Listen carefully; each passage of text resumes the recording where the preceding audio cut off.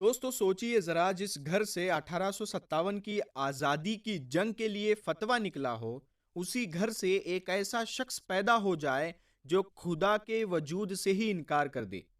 यही कहानी है जावेद अख्तर की।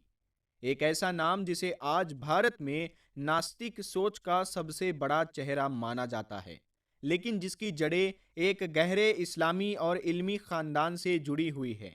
जावेद अख्तर भारत में किसी पहचान के मोहताज नहीं है, फिल्मों के बड़े गीतकार और स्क्रिप्ट राइटर, मगर पिछले कई सालों से वो अपनी कला से ज्यादा अपनी सोच की वजह से चर्चा में रहते हैं, खास तौर पर खुदा और मजहब को लेकर। जावेद अख्तर खुले तौर पर कहते हैं कि वो खुदा के वजूद पर यकीन नहीं रखते, और ये बात वो बिना झिझक मंचों पर, बहसों में और इंटरव्यूज में कहते रहते हैं। भारत जैसे मुल्क में जहां मजहब लोगों की जिंदगी का अहम हिस्सा है, वहां किसी मशहूर शख्स का इस तरह खुलकर नास्तिक होना लोगों को चौंकाता भी है और सोचने पर मजबूर भी करता है।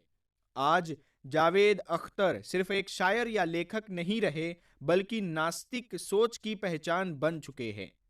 मगर कहानी यही से असल मोड़ ले लेती है, क्योंकि बहुत कम लोग जानते हैं कि जावेद अख्तर का जन्म ऐसे घर में हुआ था जहां इल्म, दीन और मजहबी सोच पीढ़ियों से चली आ रही थी। उनका जन्म 17 जनवरी 1945 को ग्वालियर में हुआ।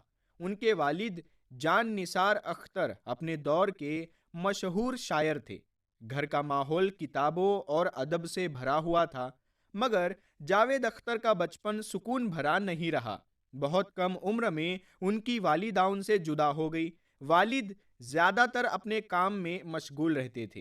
तन्हाई और तंगी ने उनके अंदर सवाल पैदा किए, और यही सवाल धीरे धीरे उनकी सोच का हिस्सा बनते चले गए। 1960 के दशक में वो मुंबई पहुंचे। न पैसा था न पहचान, सिर्फ एक ख्वाब था कि फिल्मी दुनिया में अपनी जगह बनानी है। शुरुआती साल बेहद सख्त रहे। कई रातें फुटपाथ पर गुजरी, कभी स्टूडियो के बाहर, कभी दोस्तों के सहारे, लेकिन यही संघर्ष उनकी लिखावट में धार बनाता गया। इसी दौर में उनकी मुलाकात सलीम खान से हुई, और सलीम जावेद की जोड़ी बनी।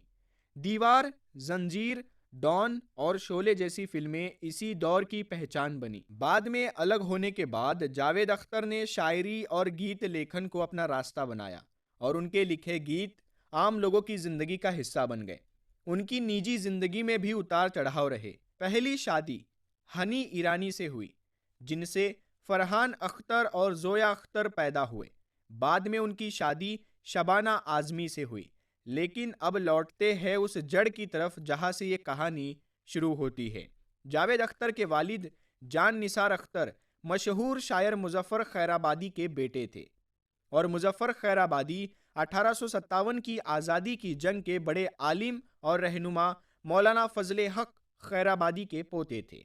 वही मौलाना जिनका फतवा अंग्रेजी हुकूमत के खिलाफ दिल्ली और आसपास के इलाकों में आग बनकर फैला।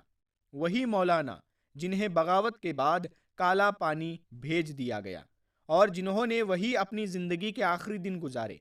यानी एक तरफ इल्म दीन, कुर्बानी और सजदे की तारीख, और दूसरी तरफ उसी खानदान से निकला एक शख्स जो आज खुदा के वजूद से इनकार करता है। अब सवाल ये नहीं है कि जावेद अख्तर क्या कहते हैं, बल्कि असली सवाल ये है कि ये सोच यहाँ तक कैसे पहुंची। इसका जवाब किसी एक बयान या किसी एक बहस में नहीं मिलता। ये एक लंबा सफर था जिसमें तन्हाई, जिंदगी के तजुर्बे और अंदर के सवाल शामिल रहे।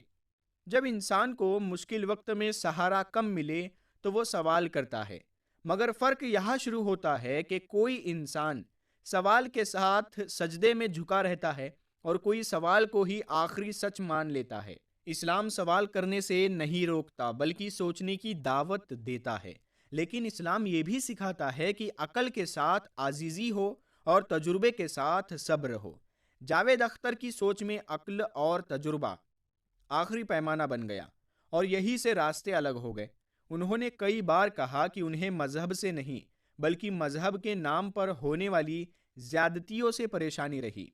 ये बात अपनी जगह सही हो सकती है, क्योंकि जुल्म इंसानों से हुआ है, मगर मजहब को जुल्म से जोड़ देना एक बुनियादी गलती है, क्योंकि इस्लाम तो इंसाफ और रहमत की तालीम देता है। अगर कोई इंसान दीन के नाम पर जुल्म करता है तो गलती दीन की नहीं बल्कि उस इंसान की होती है। जावेद अख्तर ने इसी उलझन में मजहब से दूरी को रास्ता बना लिया।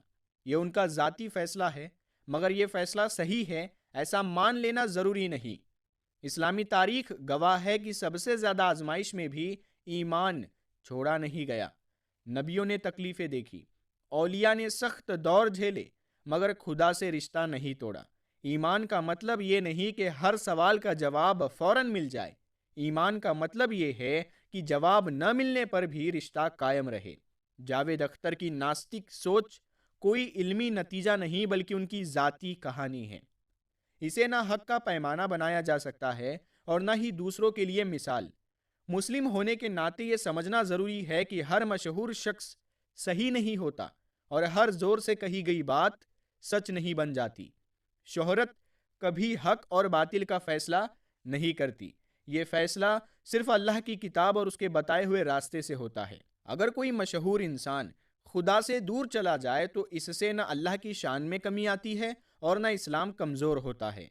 असली कामयाबी बहस जीतने में नहीं बल्कि ईमान बचाने में है। मौलाना फजले हक खैराबादी ने काला पानी की सख्ती देखी, तन्हाई देखी, जंजीरें देखी, मगर ईमान नहीं छोड़ा। यही फ़र्क है। ये कहानी हमें ये नहीं सिखाती कि नास्तिक बनना समझदारी है, बल्कि ये सिखाती है कि बिना सब्र के अकल इंसान को भटका देती है और बिना दुआ के तजुर्बा दिल को खाली कर देता है। आखिर में बात बिल्कुल साफ है, जो खुदा से जुड़ा रहता है वही अंदर से मजबूत रहता है, और जो खुदा से दूर चला जाए उसे शोर तो मिल सकता है मगर सुकून नहीं। यही इस पूरी कहानी का आखिरी और साफ पैगाम है।